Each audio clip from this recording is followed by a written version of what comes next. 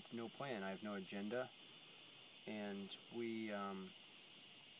I just ride up to someone's house, and there they are, and I ask if I can spend the night. And so what Gino and I, what we end up doing is, or I end up doing is, you go on vacation and you spend the night in a hotel and you eat at a restaurant.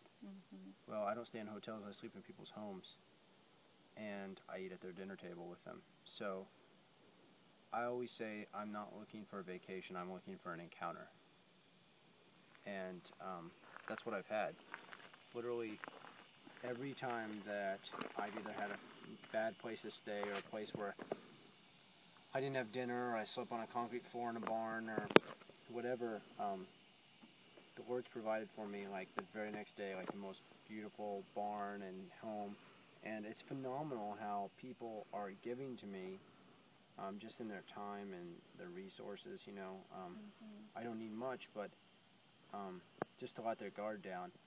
And I think so many times we're not open to that. So if you go to the mall, you see thousands of people, but you don't speak to any of them. And then you see these people, and sometimes you think, I wonder what kind of life they have, or I wonder where they're going, or you wonder about them. You know, what kind of a job does a person like that have? And you think about those people, and you wonder, like, are those people that I would be friends with? And then further still, you go to a place like Panera Bread or Starbucks, and you're sitting there, and you know, you have public seating, and you're like awkwardly close to someone, and you're, you know, doing whatever, you're reading or working on the computer, or pretending to work on the computer, or whatever, acting like you're getting something done. We never do at those places. And then you look up, and they look up, and you look each other right in the eye, and you can't help but say hi. You know, it's like, oh, it's my last opportunity, I need to say hi. And so you do. And then you have a conversation with someone, and you're like, man, that was like spontaneously enjoyable. And I think we all strive for that, we like to have it, but the problem is we get back into our life, and we get back to, I mean, I've done it, school, chasing degrees, and just work, paying bills, job advancements in a career. We just think of all the things. We wake up and we become a society of lists. We wake up in the morning, we think of all the things we have to get done. And so you get back in that and you forget about the people. And so I made a decision, instead of having to make that decision every day or times throughout a day, I just made one decision for the next 6 months of my life. So if I don't feel like having that conversation, or I don't feel like being outgoing or starting new relationships, well, then I'll be sleeping in the ditch. I would not on my horse all night. I have nowhere else to go. I mean, technically I do. I could quit and call my folks, but anyway. Don't want to do that. Right, and so it's been incredible. I mean, I stayed at the Biltmore for 3 days. I've been whitewater rafting. I've been tubing. I stayed in a beautiful 200-year-old hotel and restaurant because I met the lady that owned it.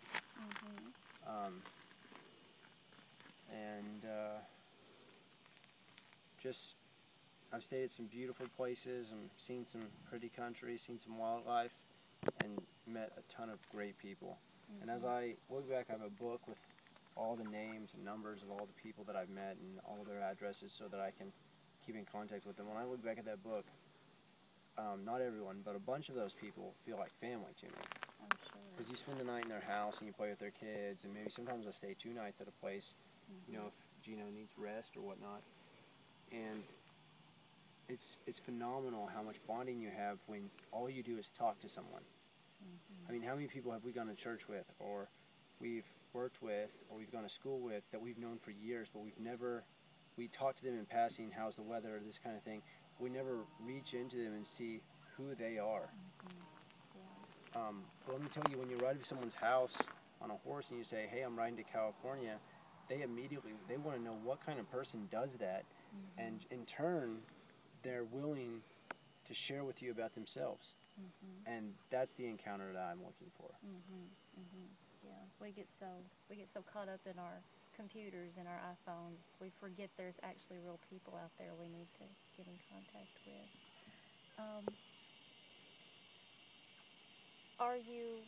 Are you sticking to the countryside? Are you going through big cities? I've been through some big cities, but most of the major metropolitan areas I try to stay away from. Yeah. So, I mean, small towns mean 50,000, 100,000 people, and that's not a big deal. I just ride through. But when you start talking about some of the major metropolitan areas, Memphis, Nashville, those kind of places, Charlotte, I got kind of caught up in the metropolitan area because Concord kind of drags it out, and Kannapolis area, and so you kind of, it's hard to ride around that. But yeah, for the most part, country, or as far as the roads, I can ride on anything that's not an interstate. Highways are typically better because they have nicer shoulders, but I also ride on country roads. I've been on some dirt roads. I mean, I'll leave here and I'm going to actually back road it from here just because it's a quicker way. You know, the shortest way is the quickest way for me. Yeah. Because it doesn't matter if it's an interstate or if it's a country road, I'm going the same speed anyway. Exactly. So, anyway, so that kind of keeps me in and out of some backcountry. I've been in some crazy backcountry, and then sometimes I get caught up in a city on asphalt all day long. So. What is one of the most memorable experiences that you've had so far? Anything really stand out to you?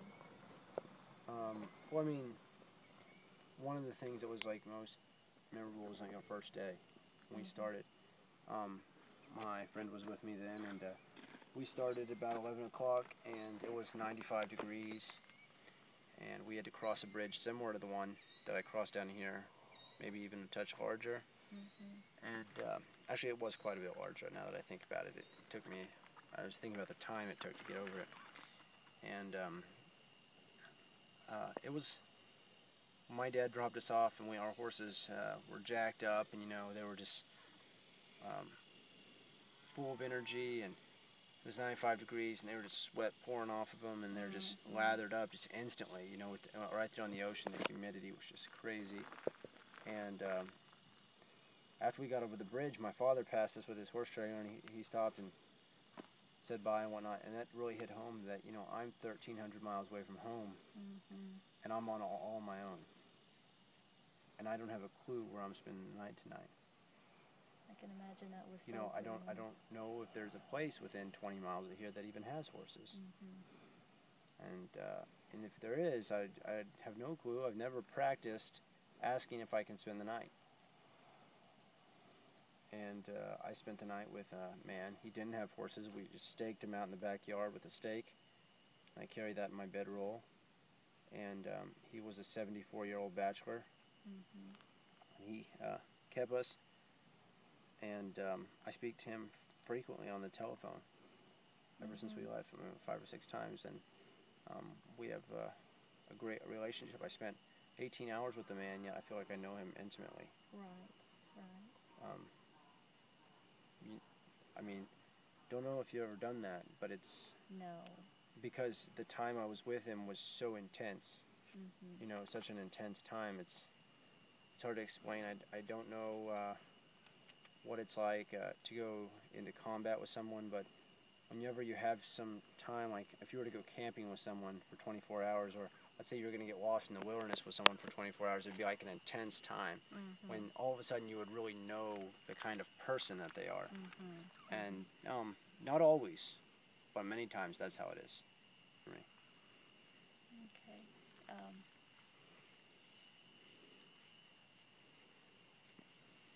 How much in the way of equipment do you take with you? I have, including my saddle, I have about 100 pounds of gear. So I have a saddle, I have a bedroll, I don't have a tent, just rolls out on the ground, and I have another pair of clothes very similar to these, just one pair, and I have a swimsuit. I don't have any more shoes, nothing like that. I have a stake that I stake him out with, and a lunge line. So this is kind of like Jesus said when he said, you know, I want you to go and don't take an extra tunic and don't take food. I'm living totally by faith. I've had days when, like ideally I told you I ride in the morning, but sometimes I got caught out in the evenings riding, and it was just getting dark. I had no clue where I was going to go, and a truck just pulls up at a grocery store, and I can see that truck, and I'm like, shoot, that truck's like waiting to talk to me, and I just almost start crying because it's like, it's unbearably hot. I have a very tired horse. I need a good place that's got grain and everything. I need to find a place, and I haven't seen a place. I haven't talked to anyone in a long time, and it's just like, man. And out of nowhere, someone just like pulls up. I don't even ask, and they say, you don't look like you're from around here. Do you need a place to spend the night? Just like that. I mean, like, how many times have you met someone, and within 30 seconds of meeting them, they offer to let you spend the night in their house? Exactly. Okay? I mean, that's not natural. That doesn't happen. And, boy, it does happen, but anyhow, that's kind of the thing about it is it's totally living by faith, and it's not something I've ever done before. You know, I'm not used to this, and I don't need people's financial support. People have offered it and have helped me, and actually I've spent very little money, and I'm going to donate whatever money that I had planned for left over to charity. But yeah, I don't need their financial support, but I do need their help, because I don't have a plan. I don't have rest stops. I don't know where I'm going to get water for my horse. I have to get water, 3 or 4 times a day sometimes. So sometimes it's a waiting game when you start this early, just to wait long enough that you don't wake someone up, Exactly. Yeah. So, yeah. I have to ask, how many sets of horseshoes have you been through? He has his 3rd set on him since I left. The set lasts about 2.5 weeks. They are carbide tipped on the bottom, and a regular pair of shoes might last a day. Yeah. I had one of our other horses, when I had Tyler with me, I had him put a regular shoe on him just to get him to a place where we could shoe him, and it was wore out in 2 days. It fell off. Yeah. It was a brand new shoe, and it fell off in 2 days. Yeah, that asphalt really eats them up. Yeah, but that was in the mountains, and there's not very good shoulders there. There's none. It's starting to open up here. We can get on the dirt. So. Yeah. Okay. I don't think I even asked you your name. My name is Luke. Luke. And my last name is Nowlin. Nowlin. And you're from Oklahoma? I'm from Oklahoma. And do you mind if I ask how old you are? 24. Are you a college student? Just graduated. Okay. University of Tulsa. Accounting. Wow.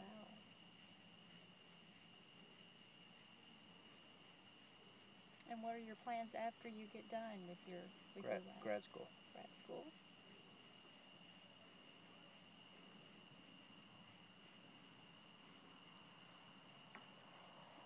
Anything else you can think of that people would want to know? If you can get all that in the article, you're a better writer than I am.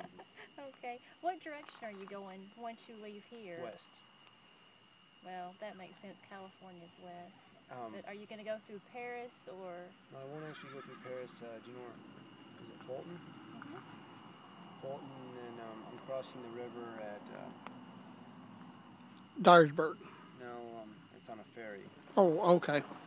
He's going to Hickman Ferry. Hickman. That's it. Across the river at Hickman. Okay. On the ferry, I'll probably cross Friday morning. He'll get off in Missouri. Yeah. All right. And from here, it's only 400 miles to my house, so I should be home in about 3 weeks. I'm going to take a break there for about a week and rest my horse, and then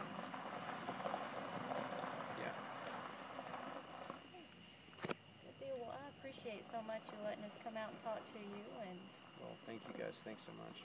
take care. Good luck. Okay, thank you. Wonderful to meet you.